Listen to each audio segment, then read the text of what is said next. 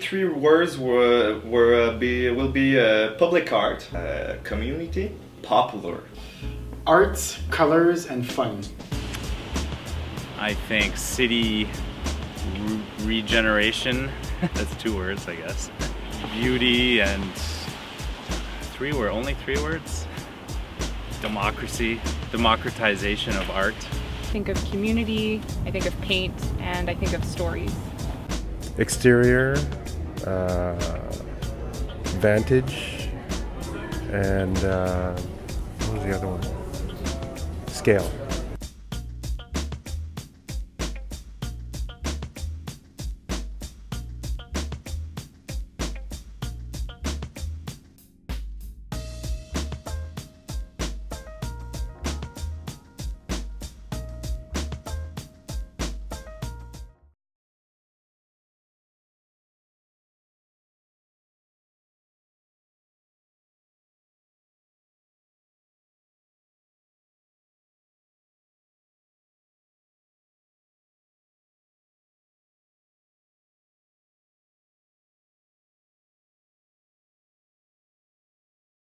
Jean Pendon, and I'm a visual artist, originally from Ottawa, but I've been in Montreal longer now.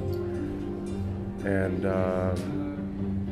I'm a painter, illustrator, mural artist, art director, creative director, yeah, depending on my project.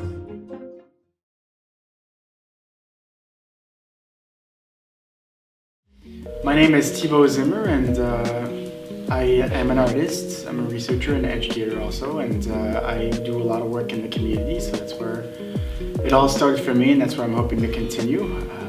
And I've just recently been admitted to the PhD program, so I'm very excited about that and continuing my research path, and that's about it.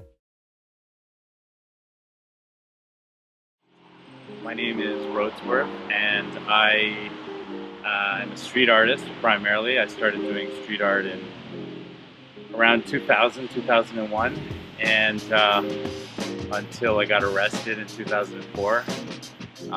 Although I continued to do street art, I've mostly done more what I consider to be public art in the form of murals and street interventions and stuff like that. I studied music most of my life. I was supposed to do music mostly, but I ended up doing street art in around 2001 as a form of activism, I guess, partly as a form of activism, and then from there I started to get attention, and like I said, I got arrested at one point, and that gave me some publicity, and then I started getting hired to do missions, and then over the years more and more I got a chance, started painting murals, and been painting murals for the past 5 to 10 years.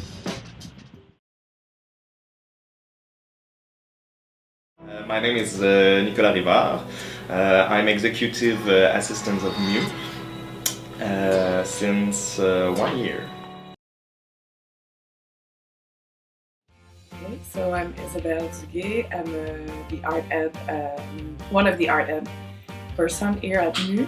I'm actually a graduate from Concordia, from the education department.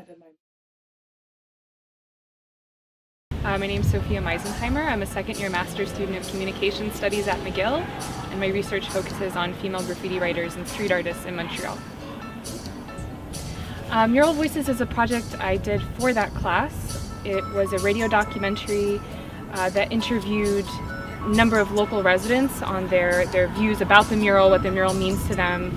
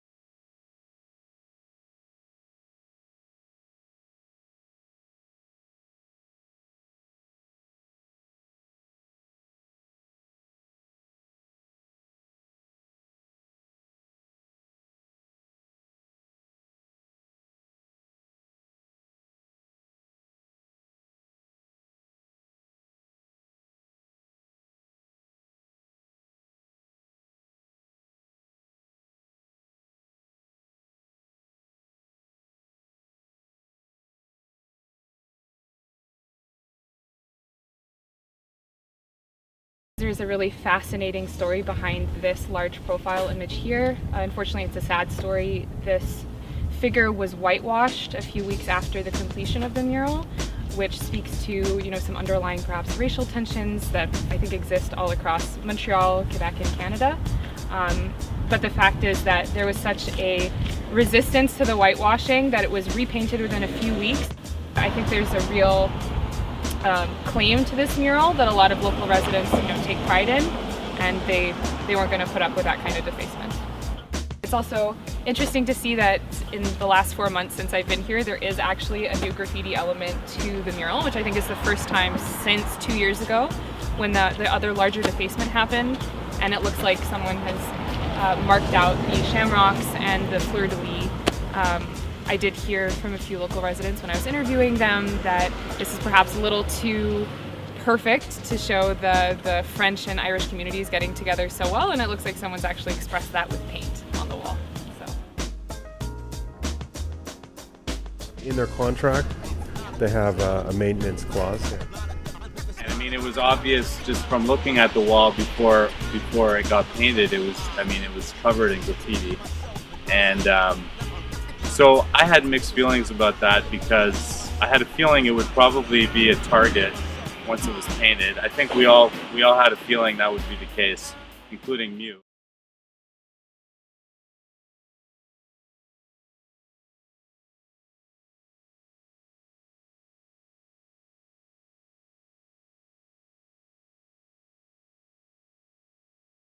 The value, well, socially, on a social level, it's more of like whatever the public invests in it of themselves, right? So if they're part of the community and they see something reflected to them, then they'll invest an identification with it, right?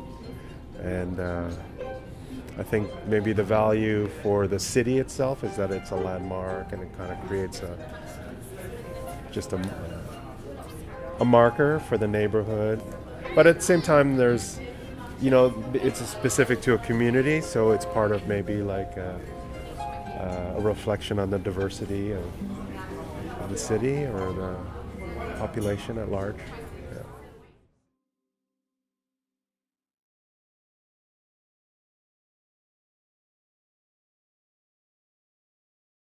Our main mission towards the education at MU, it's more focused on adolescent. So our main goal in school, because we also have a program in the summer, it's to bring to the kids and to kind of extend from what the art teacher already do. So to make them learn new practice, new technique that are related to mural art, and also to focus on persévérance scolaire. So to actually bring in the school with us like artists, professional that works in the scene, for the kids to kind of meet them, exchange with them, get a really good feel of what it is to work in the arts, and not just being a painter, but what it is to be an architect, an illustrator, or any type of art that is related, any type of jobs that is related to the arts. So our focus is more that. So the mural is there to create bonds and work on social tool, really like social practice, but also like to make them believe they can also do that. So we kind of democratize what it is to be an artist.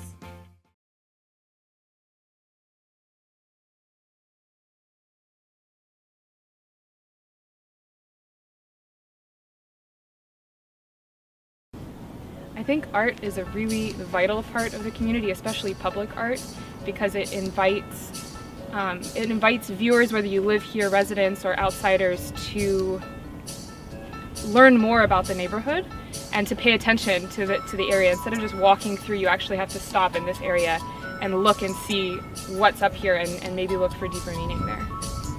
So at the beginning of the mural, there's a great representation of the Indigenous peoples who used to live here before, both modern and historic representations. They're sitting on a turtle to represent Turtle Island and looking down on the industrialization of the neighborhood.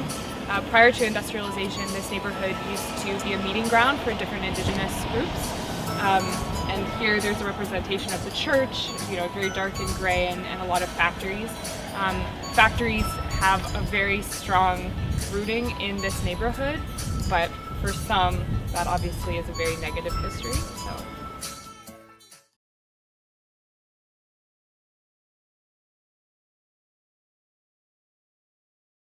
Judging from the reactions, the daily reactions of people walking by, people were generally pretty supportive. And that would, a lot of cars, people coming by and, you know, yelling like generally good things. A few times there were some not so, you know, less supportive things were said, but I would say 99% of the, you know, comments were supportive. I think the Rockhead's Paradise was probably the thing that most people commented on, because a lot of the people in this, mostly the old timers, remembered going there to Rockhead's Paradise back in the day, and so they had a lot of stories to tell us about that in particular. Or they would talk about, you know, stories about Oscar Peterson, or with, you know, run-ins they had with him, or, you know, these are mostly the old timers, like I said.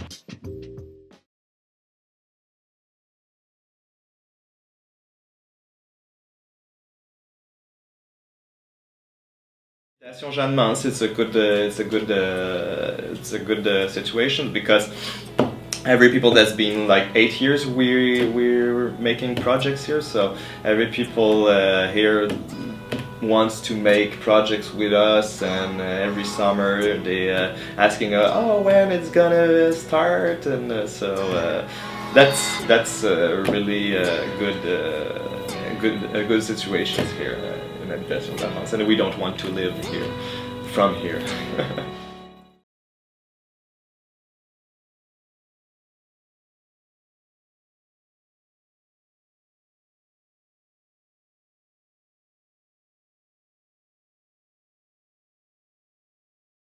Public art, and they will have to live with this public art all their lives if they stay here. So we have to ask them before if there's so many examples. Like we have collections that's called Bâtisseurs de Théâtre. So all personality of theater world who make their mark in that kind of disciplines, and before making those murals we ask to the residents if they prefer that kind of person, that kind of person.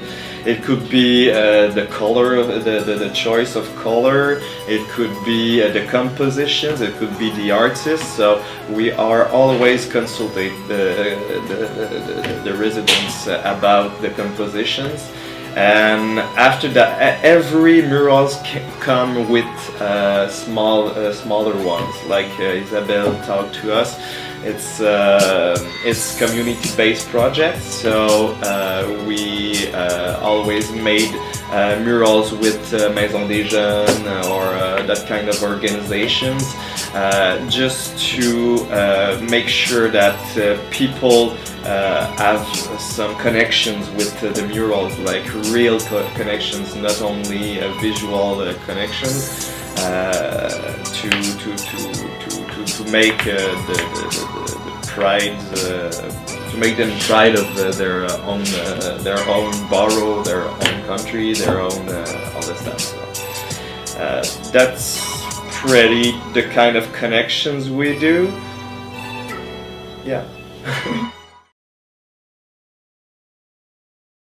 We had a request that was distributed through the Chinatown to all the business owners at first, because I think because it's a historic district and a tourist district, there's certain kind of codes that they follow, I guess, to reflect. I'm not sure exactly, but different interests, but more specifically the interests of the community. So and everything was okay with all the business owners.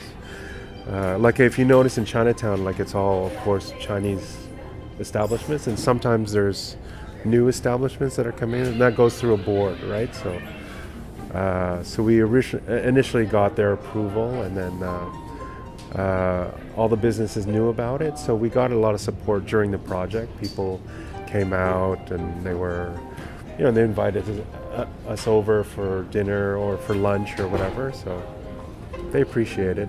Some people, some families were coming by and they would stop and see all the motifs that were going up, and they realized that they could relate to it. Yeah, so the reaction was pretty good. The idea was to do something that is relevant to the community. It's really an homage to Little Burgundy, and that's actually the title of it. A lot of the history of this community is tied up in that. Rufus Rockhead, who is a really influential member of the community, who had like this Rockhead's Paradise, which was just up the street, and which is an important hub for culture in the community, where a lot of music, a lot of international musicians came through here. So, there's a lot of references in the mural to the history of Little Burgundy, specifically the jazz, the importance of jazz history in Little Burgundy, and all of the various musicians that came out of this neighborhood. Oscar Peterson being one of the most famous, but also, the important aspects of the community, like the Union United Church, which is really a sort of, a center of the community for a long time. Just different aspects, the railway, which is this community, a lot of the people that lived here worked on the railway, or as porters, or various aspects, or as railway workers back in the day, not so much anymore.